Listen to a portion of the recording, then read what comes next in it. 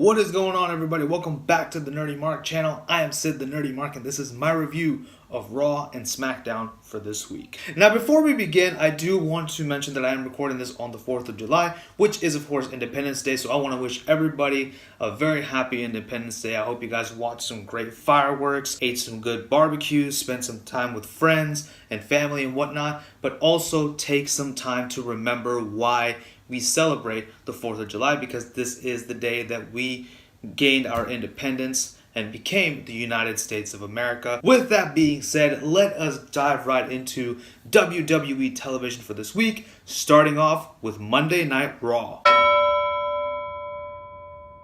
So, Raw does come to us from Sioux Falls, South Dakota, home of Shayna Baszler, and it does start off with Roman Reigns, and he comes out and he complains that his match with the Revival didn't go as planned because of Bobby Lashley, when clearly Roman was the one who tagged himself in and wanted to take matters into his own hands. But why would you ever take responsibility for your actions? Roman is complaining and whatnot. Dolph and Drew McIntyre come out and they say that he stuck their nose in their business, so they're going to have to beat him up. That's exactly what they do. Dolph and Drew beat up on Roman, and then Seth Rollins comes out to make the save. And then we go backstage. Roman already is scheduled to have another tag team match with Bobby Lashley against the Revival, because everybody wants to see that match.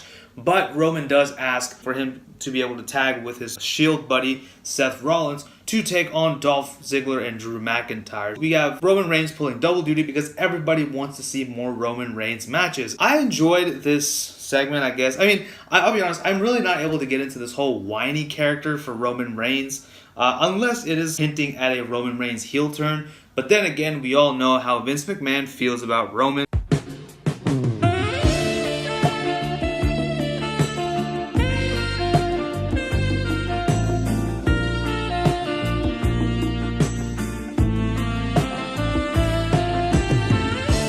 I don't see that happening in the future, so what is the point of making the big dog sound like the big bitch? Excuse my language, but that's the best way I can put it. Up next, we do have Curtis Axel taking on Woken Matt Hardy in a match from last week, a rematch from last week, and this makes me wonder if I'm watching an episode of Groundhog Day instead. Matt Hardy is beaten clean once again by Curtis Axel, so where exactly are they going with this feud?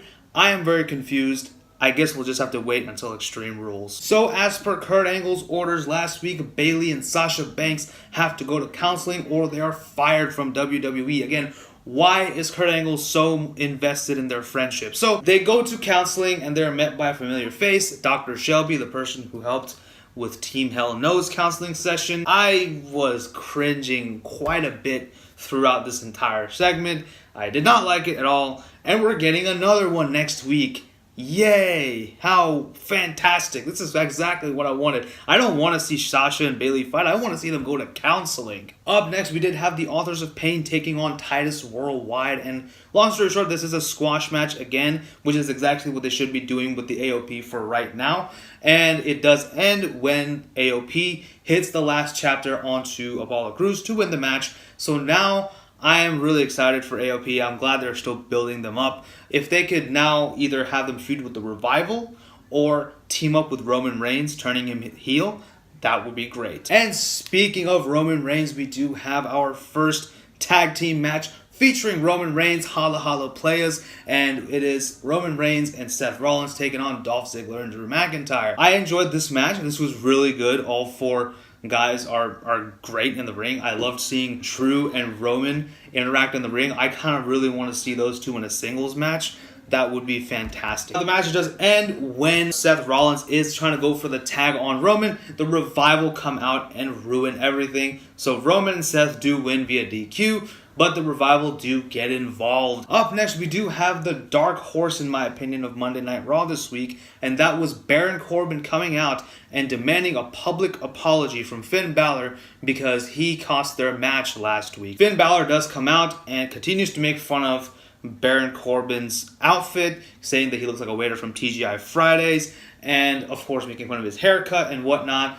Baron Corbin gets angry, even though he tries to keep his cool a couple of times, but he finally gives in, gets angry, beats up Finn Balor. Finn Balor beats up Baron Corbin. Baron Corbin legs it and goes out of the ring. So it looks like this is the feud that we're getting, which I'm okay with. Finn Balor and Baron Corbin. This should be an okay feud. Kind of looking forward to seeing this match, hopefully at Extreme Rules. Up next, we do have Ember Moon taking on Liv Morgan of the Riot Squad. Riot is not here this week. Ruby Riot, she's not here because she has suffered an injury as well. A lot of injuries this week. Not a very good week for WWE. This is actually a pretty good match. I enjoyed quite a bit of it. Liv Morgan still kind of green in my opinion, but still doing what she could do best. Really making Ember Moon look good. This match does end when Ember Moon hits the Eclipse onto Liv Morgan to win. And it looks like we're going to get Ember Moon versus Sarah Logan either on the Extreme Rules pre-show or next week. Either way, this is actually a match I'm kind of excited for and I would really like to see. Next up, we did have Roman Reigns in his second match teaming up with his favorite partner of all time, Bobby Lashley, to take on The Revival, and this was a really crappy match. I'm just going to say it. I didn't like this match at all. The whole story was that Roman Reigns doesn't want to tag in Bobby Lashley because he doesn't like him, I guess. But it was really sloppy and I didn't enjoy it. It doesn't even look like any of them were trying. Like, Roman Reigns did not look like he was trying. And that's something I don't say for Roman Reigns. I feel like he puts a lot of effort into his matches despite what smarks say. He is a good wrestler. But this time around, he just didn't seem interested. He's just like, what the hell is this? And then again, I would be too if I was supposed to be fighting 2 matches in a week. But still, no excuse. I still didn't really like this match. I wish this was the match that went on first and then the Roman Seth teaming up to take on Dolph and Drew later. Because the Revival and Roman Reigns don't really have much going on. Except for the fact that they're feuding on television. But the main feud is Bobby Lashley and Roman Reigns. The match did end in disqualification for the Revival when they kept on beating up on Roman Reigns and they wouldn't stop. And Bobby Lashley literally was just like, screw this, and he left the ring. I feel the same way, Bobby. This does lead to a match between Roman Reigns versus Bobby Lashley at Extreme Rules, which should be good. I'm actually excited to see this match. Next up, No Way Jose makes it to the ring and he wants a rematch again with Mojo Rawley. Why exactly? Mojo Rawley comes out. He says, you want a rematch with me? No way, Jose. And beats up on Jose and leaves. So it looks like this is the match we're going to get at the pre-show. And I don't really care. Earlier on, we did have an interview with Ronda Rousey, and she mentioned that she is, quote, suspended from Monday Night Raw, but she's not suspended from Extreme Rules. I don't know if that's how it works, Ronda. She said that she's going to buy a front row ticket to Extreme Rules and watch the Alexa Bliss Nia Jax match herself. And this kind of reminds me of back in 2004, 2005, or whenever, Brock Lesnar and Goldberg feuding for the first time. I remember this being a segment where, Goldberg was sitting in the front row, and then he jumped barricade and beat up on Brock Lesnar. I think we're going to get something like that at Extreme Rules. Up next, we do have Mickie James taking on Nia Jax. Mickie James has Alexa Bliss in her corner, the Raw Women's Champion, of course, and Nia Jax comes out, gets on the mic, and she mentions that their match for the Raw Women's Championship will be an Extreme Rules match because we don't want Bobby Lashley and Roman Reigns' match to be Extreme Rules, even though it would be so perfect. We do have Natalya on the corner of Nia Jax, and this is a pretty good match, pretty decent match. Mickie James working the leg of Nia for a while, but Nia does overcome, hits the Samoan drop onto Mickie, and wins for the babyfaces. So this is fine. This was a fun match. This was cool. I'm excited for Extreme Rules and this match. Up next, we did have Kevin Owens earlier on in the day, and he came up to Kurt Angle dressed up in a Baron Corbin hoodie, and he tells him that something needs to be done about Braun Strowman and that he should be going to counseling, which is true. And Kurt Angle responds by booking a match between the two, because that makes a lot of sense. That leads us to our final main event of the evening, and it is Braun Strowman versus Kevin Owens. The match does end when Kevin Owens does leg it out of the ring, and Braun Strowman follows, so Braun technically wins by countout. Kevin hides in a porta potty. Braun Strowman figures out that Kevin Owens is in a porta potty because he can sniff him out. That basically, I guess, implying that Kevin Owens crapped himself. Then Braun Strowman does take the porta potty like a and he kind of pulls it all the way outside into the ramp and pushes it over the entrance ramp. I thought this was good stuff, and we do see Kevin Owens being pulled out of there and covered in the blue toilet water. Very, very refreshing, I'm sure. It looks like Blue Man Group has another member for their band. So SmackDown Live does come to us from Omaha, Nebraska this week, and it starts off with the newly reformed Team Hell No. And they cut a promo talking about how Kane always had Daniel Bryan's back, even though Daniel Bryan refutes it, and he says, no, you haven't, because you have hurt me a lot. You kidnapped my wife. You tombstoned me on the steps and on the table and everywhere and almost killed me. And Kane tries to justify all those things, and they get into this whole no yes chant. This prompts the Usos to interrupt, and they are excited that Team Hell No is back together, but are very angry that they get a tag team title opportunity and the Usos don't, which makes sense. Before the Usos can say anything more, Paycheck comes out, and she says that we are going to have a tag team match as our main event. It's going to be Team Hell No versus the Usos, and if the Usos win, they are inserted into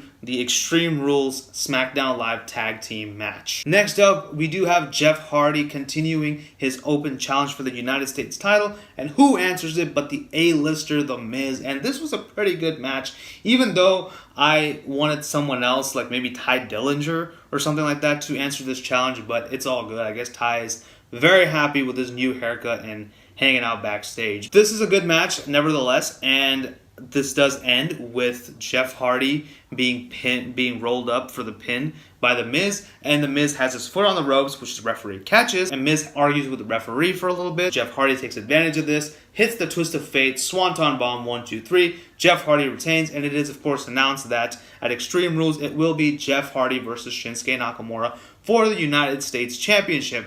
I'm actually really, really looking forward to this match. Up next, we do have the New Day's annual pancake eating contest. Each member of the New Day has to eat as many pancakes as possible. They have 5 minutes to do that, and this is hosted by Byron Saxton. The contest is going on, but it is cut short by an attack from Sanity.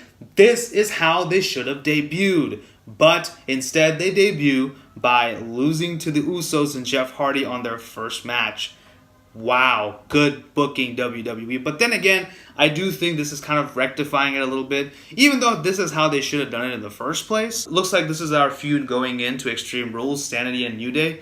Perfect pairing. These are polar opposites, and this is a match I am really looking forward to as well. We now have Asuka taking on James Ellsworth in a battle of the sexes, and Carmella is on commentary. James Ellsworth runs out of the ring.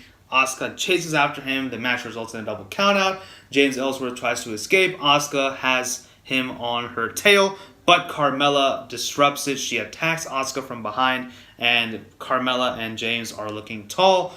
This leads me to believe that Carmella is losing at Extreme Rules. We now had AJ Styles taking on Aiden English, and this was a pretty fun match. I enjoyed quite a bit of it. It wasn't amazing or anything. I thought it was good. Aiden can kind of hold his own in the ring, and AJ, of course, being AJ, always does very well in all his matches. So in that sense, it was a good match. AJ does win with the Styles Clash, and he's celebrating when Rusev comes and attacks AJ Styles, hits him with the Machka kick, and gets him in the accolade. I like this simple yet effective booking from Rusev. He doesn't have all the trimmings and whatnot. He just comes in, kicks AJ's ass, and says he's going to win at Extreme Rules, which he's not, which kind of sucks too, because Extreme Rules is on Rusev Day. But I'm excited. I like the way they're building up this feud, and I'm excited for this match at Extreme Rules. We now had Becky Lynch defeat Peyton Royce in a very short match, and I didn't really care much about it. It was good.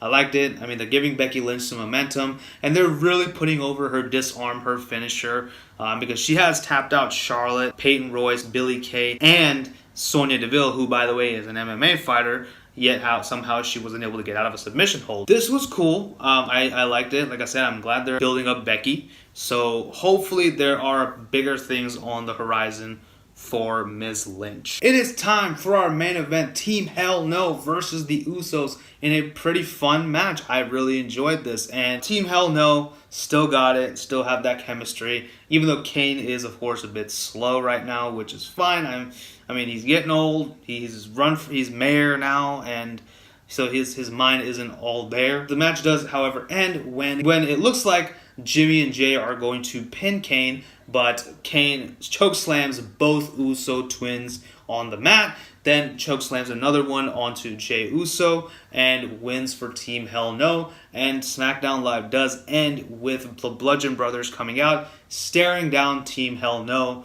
continuing to build up for this match. So overall, I do think that SmackDown did do a lot better this week in comparison to Raw. Raw has once again kind of lost its way. I don't know what's going on with Raw. They're very off and on with their booking, and this kind of concerns me for the future of this show. But let's get into some highlights. I did really enjoy Dolph and Drew taking on Seth and Roman. I enjoyed Ember Moon versus Liv Morgan. It was an okay match. It was a nothing match in my opinion, but it was still good. I also enjoyed the Baron Corbin and Finn Balor segment. That was fun. I enjoyed that. Yeah, I did enjoy everything going on with Kevin Owens and Braun Strowman. I felt that was like a silver lining this week in terms of Monday Night Raw. As far as SmackDown is concerned, Becky Lynch versus Peyton Royce, even though it was short, I enjoyed it. I really did enjoy The Miz versus Jeff Hardy. This was a great match. Asuka versus James Ellsworth. That was it was a fun match. I kind of liked it. I was still kind of like WTF. Sanity interrupting the pancake eating contest was great stuff. This is exactly how they should have debuted. I wish this segment took place like 2 months ago when Sanity were finally called up from NXT. And of course, the main event between Team Hell No and the Usos. Great stuff there. So that pretty much concludes my thoughts on Raw and SmackDown. Let me know what you guys thought about both shows in the comment section below. Also, don't forget to like, share, and subscribe. Follow me on social media and tell your friends about the Nerdy Mark. Thank you guys so much for watching. This is Sid signing off. You guys take care. Bye-bye.